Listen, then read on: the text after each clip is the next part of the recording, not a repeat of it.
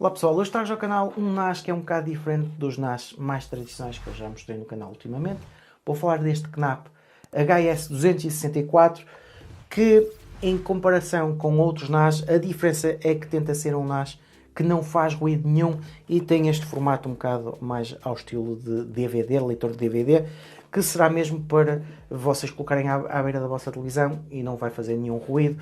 Podem na mesma ligar por HDMI à televisão e ter aqui algumas mais-valias de utilizar por HDMI, ou seja, acaba por ser para vocês terem uma utilização mais extensiva do que um NAS costuma fazer. Passando pelas características, só para vocês terem ideia, estamos a falar de um NAS que tem um processador Intel Celeron quad-core até 2.9 GHz, temos duas portas de 2.5 GB, temos duas portas HDMI 2.0 e temos 8 GB de RAM. Em relação ao espaço interno, claro que tudo depende dos discos que vocês liguem aqui.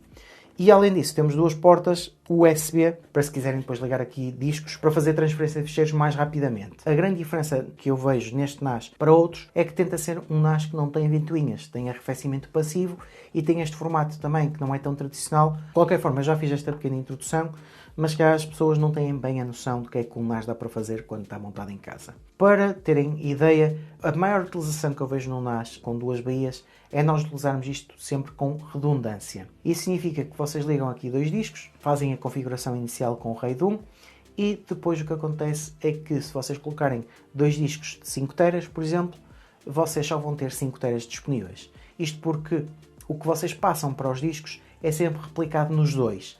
E assim, se um se estragar, vocês podem trocar, podem colocar outro e ele volta a replicar os dados que estavam num disco no outro. A mais-valia de um NAS, é claro que depois as empresas têm que pôr ainda mais valor para vocês quererem utilizar o NAS para outras coisas. No entanto, a mais-valia principal é terem certeza que têm redundância e que têm acesso aos vossos ficheiros em qualquer lado. E que, por exemplo, podem usar aplicações no vosso smartphone também para fazer download das coisas para o smartphone ou vice-versa.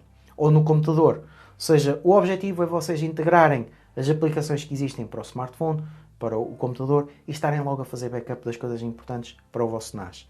E isto sem terem que complicar a vossa vida. Depois, um NAS acaba por ser um computador que está sempre ligado, um computador que consome pouco, relativamente pouco, comparativamente com um computador tradicional. No entanto, vocês têm sempre um computador ligado em vossa casa. E com isso, como é um computador, tem um sistema operativo próprio e tem imensas aplicações que vocês podem instalar. Ou seja, podem usar isto para fazer virtualização de ambientes, podem fazer um servidor, podem instalar o Plex, podem fazer downloads diretos para o NAS. Ou seja, vocês passam a ter aqui um ponto central em que podem instalar muitas aplicações que já estão preparadas e a Knapp costuma ter uma loja bastante recheada para vocês explorarem. Portanto, tudo depois depende do que é que vocês querem fazer.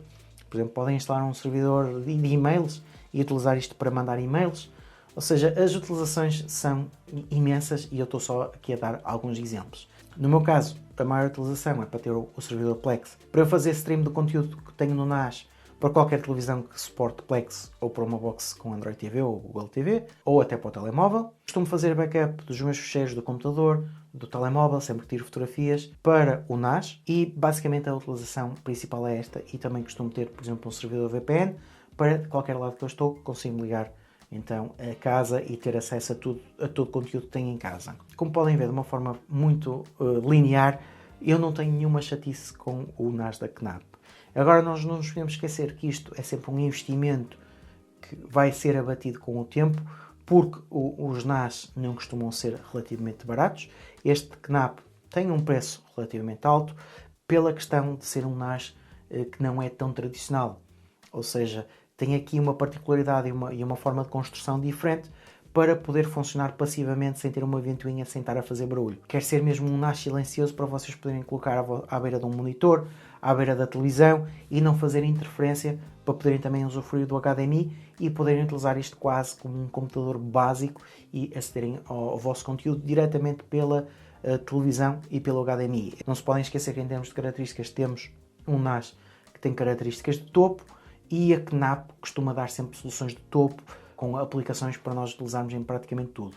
É claro, como sempre, a Knapp tem soluções mais baratas, mais caras, depois é uma questão de verem qual é que se adequa, digamos, ao vosso orçamento. E claro, depois também temos soluções para comportarem mais discos. O mínimo é sempre 2 discos, para podermos configurar isto com redundância, ou mesmo sem redundância, se não quisermos, mas as soluções depois, claro, vão ficando mais caras ou mais baratas, dependendo das características da hardware do próprio NAS.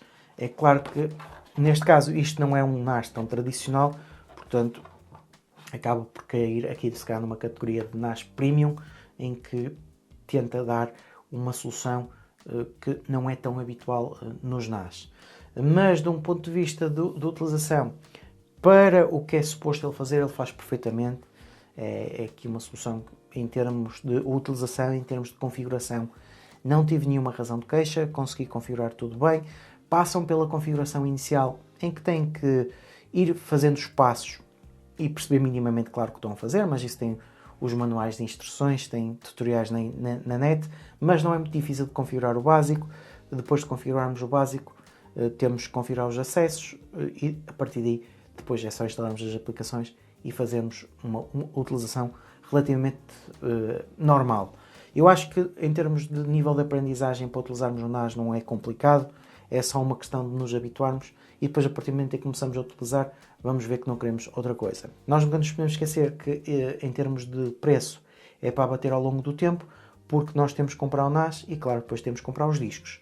E, por norma, se é para ter redundância, se queremos ter redundância de 10 teras, ou de 5 teras, ou do que quisermos, vamos ter que comprar 2 discos iguais, preparados para NAS, para termos a certeza que duram mais tempo, e esses discos também não são propriamente baratos. No entanto, é um investimento que nós fazemos e que depois vamos utilizar durante anos e que garantidamente nos vai dar aqui alguma paz em termos de backups, em termos de segurança, porque pelo menos vamos ter certeza que os 2 discos nunca se vão estragar ao mesmo tempo, ou pelo menos a probabilidade é menor, mas mesmo assim, claro que também podemos sempre fazer a questão de fazer backup para a cloud, noutro sítio, para garantirmos que mesmo se o NAS der algum problema, temos os dados guardados noutro sítio. Mas para muita gente que prefere saber onde é que estão os seus dados, e são dados privados, dados pessoais, faz aqui a montagem do NAS, tem a certeza que tem a redundância e pelo menos em princípio não irá acontecer grande problema e pode sempre trocar